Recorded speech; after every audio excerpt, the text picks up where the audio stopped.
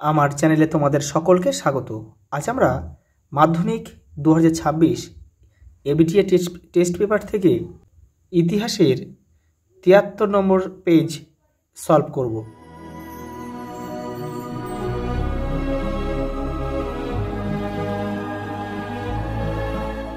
দেখো প্রথম প্রশ্ন, দেখো বিভাগ ক সঠিক উত্তরটি বেছে নিয়ে লেখো। ভারতের স্থানীয় ইতিহাসের প্রথম নিদর্শন হলো রাজতরঙ্গিনী, যেটা থেকে কিন্তু কাশ্মীরের ইতিহাস জানা যায়। এটা কার লেখা? কলহনের লেখা। পরেরটা দেখো, প্রথম চলচ্চিত্রের সূচনা হয় কোথায়? প্যারিসে। কত সালে? 1825 খ্রিস্টাব্দে। পরেরটা দেখো, লালন ফকিরের গান প্রথম যে পত্রিকা প্রকাশিত হয় তা হচ্ছে অপশান ঘ। দেখো এবারে কি রয়েছে দেখি, দেখো গ্রাম বার্তা প্রকাশিকা। পরেরটা দেখো, বিধবা বিবাহ আইন পাশ করেন লর্ড ডালহৌসি 1856 খ্রিস্টাব্দে। পরেরটা দেখো, রামকৃষ্ণ মিশন স্থাপিত হয় 1897 খ্রিস্টাব্দে। স্বামী বিবেকানন্দ কিন্তু করেছিল এটা। পরেরটা দেখো, ছয়েরটা, বাংলায় সংগঠিত প্রথম আদিবাসী বিদ্রোহ হল চুয়ার বিদ্রোহ 1768 খ্রিস্টাব্দ। পরেরটা দেখো, সাতেরটা, নুরুল উদ্দিন যে বিদ্রোহের নেতা ছিলেন সেটা হলো রংপুর বিদ্রোহ। পরেরটা দেখো, আটেরটা, মহাবিদ্রোহকে ভারতের প্রথম স্বাধীনতা যুদ্ধ কে বলেছেন? বীর সাভারকার। পরেরটা দেখো, নয়েরটা, হিন্দু মেলার উপহার কবিতাটি কার লেখা? রবীন্দ্রনাথ ঠাকুর। পরেরটা দেখো, দশেরটা, গোরা উপন্যাসটি গ্রন্থাকারে প্রকাশিত হয় 1910 খ্রিস্টাব্দে। দেখো 11 দাগের, প্রথম সচিত্র বাংলা বই ছিল অন্নদামঙ্গল। পরেরটা দেখো, 12 দাগেটা, বিটিআই বর্তমানে যে নামে পরিচিত? যাদবপুর বিশ্ববিদ্যালয়। পরেরটা দেখো, মোপলা বিদ্রোহ হয়েছিল 1921 খ্রিস্টাব্দে কেরলের মালাবার উপকূলে। পরেরটা দেখো, 14 দাগে কি বলছে দেখো, এআইটিইউসির প্রথম সম্পাদক ছিল দেওয়ান চমন লাল।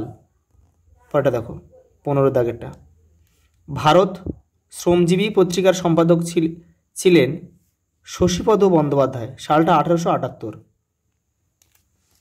পরেরটা দেখো, 16 দাগের, ভারতের নাইটিঙ্গেল নামে কে পরিচিত? সরোজিনী নাইডু। 17 দাগে কি বলছে দেখো, অনুশীলন সমিতি প্রতিষ্ঠা করেন সতীশচন্দ্র বসু 1902 সালে। অপশান ক। পরেরটা দেখো, 18 দাগে, বাংলায় মতুয়া ধর্মের প্রবর্তক ছিলেন হরিচাঁদ ঠাকুর। পরেরটা দেখো, 19টা, জুনাগড় ভারতের অন্তর্ভুক্ত হয় 1948 খ্রিস্টাব্দে। এটা এই জুনাগড় কিন্তু অন্তর্ভুক্তিকরণের মধ্যে হয়েছিল, আর হায়দ্রাবাদ হয়েছিল পুলিশি ব্যবস্থার মাধ্যমে, আর কাশ্মীর কিন্তু ভারতভুক্ত হয়েছিল গণভোটের মাধ্যমে। এটা তোমরা মনে রাখবে একটু। দেখো, এই ট্রেন টু পাকিস্তান গ্রন্থটি রচনা করেছিলেন কে? খুশবন্ত সিং। দেখো পরেরটা কি বলেছে, বিভাগ উপবিভাগ কি? বিভাগ খ হচ্ছে, দেখো প্রতিটি উপবিভাগ থেকে অন্তত একটি করে মোট 16টি প্রশ্ন উত্তর দিতে হবে। দেখো উপবিভাগ 2.1 একটি বাক্য উত্তর দাও। ভারতের নিম্নবর্গের ইতিহাস চর্চার জনক কাকে বলা হয়? রঞ্জিত গুহকে। ভারতের কোন শহরকে সংস্কৃতির শহর বলা হয়? কলকাতাকে। হিন্দু কলেজ কত সালে প্রতিষ্ঠিত হয়? 1817 খ্রিস্টাব্দে। ধরতি আবা নামে কে পরিচিত ছিলেন? বিরসা মুন্ডা। এই যে দেখে নাও একটু, এই যে রঞ্জিত গুহ কলকাতা 1817 খ্রিস্টাব্দ, আর এই যে বিরসা মুন্ডা। এটা লিখে নেবে তোমরা। উপবিভাগ 2.2 ঠিক না ভুল নির্ণয় করো। দেখো 2.2 কি বলেছে? টুনটুনির বইয়ের লেখক।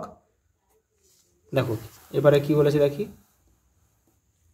হলেন সুকুমার রায়। এটা কিন্তু ভুল হবে, এটা হবে উপেন্দ্র কিশোর রায়চৌধুরী।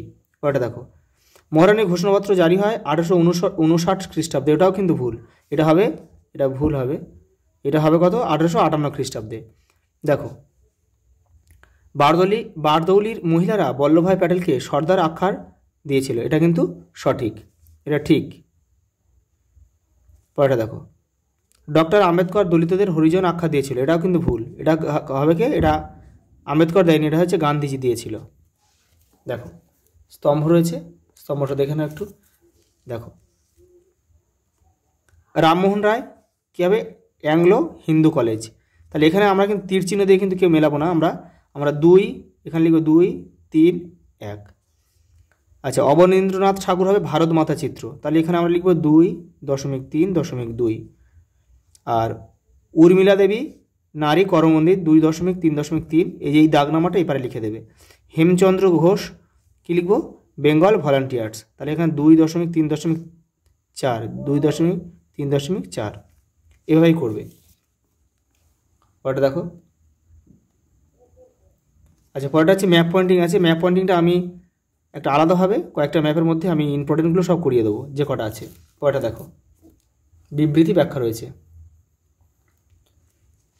উপবিভাগ 2.5 কী বলছে দেখো, সঠিক নিম্নলিখিত বিবৃতিগুলির সঙ্গে সঠিক ব্যাখ্যাটি নির্বাচন করো। দেখো, বিবৃতি 1 কী বলছে দেখো, কালীপ্রসন্ন সিংহ হুতুম প্যাঁচার নকশা রচনা করেছিলেন। ব্যাখ্যা কী বলছে, ব্যাখ্যা 1 বলছে সমকালীন রাজনৈতিক পরিস্থিতির বিবরণ দিয়ে।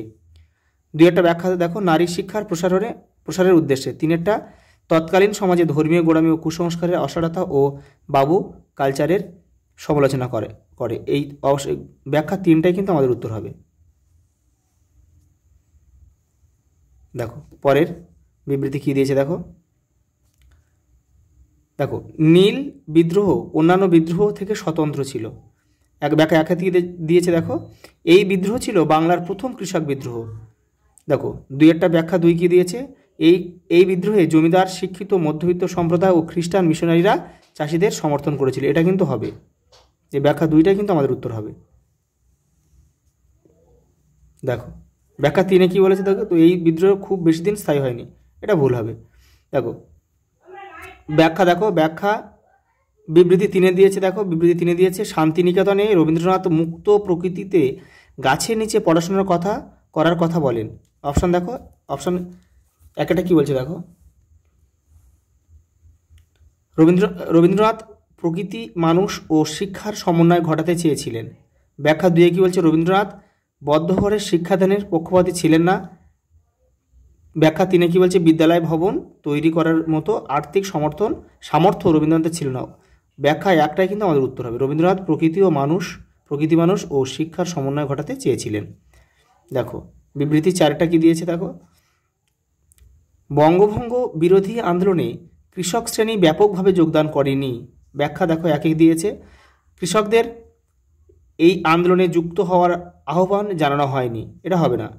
দেখো, কৃষকদের দুরবস্থার প্রতিকারের কোনো সুনির্দিষ্ট কৃষিভিত্তিক কর্মসূচি এই আন্দোলনে ছিল না, এটাই কিন্তু আমাদের উত্তর হবে। দেখো, তো ব্যাখ্যা 3টা পড়ছি আমি, কৃষকরা বঙ্গভঙ্গ সমর্থন করেছিল তাই এই আন্দোলন যোগ দেয়নি, এটাও কিন্তু হবে না। আজ এই পর্যন্ত, দেখা হবে পরের ভিডিওতে।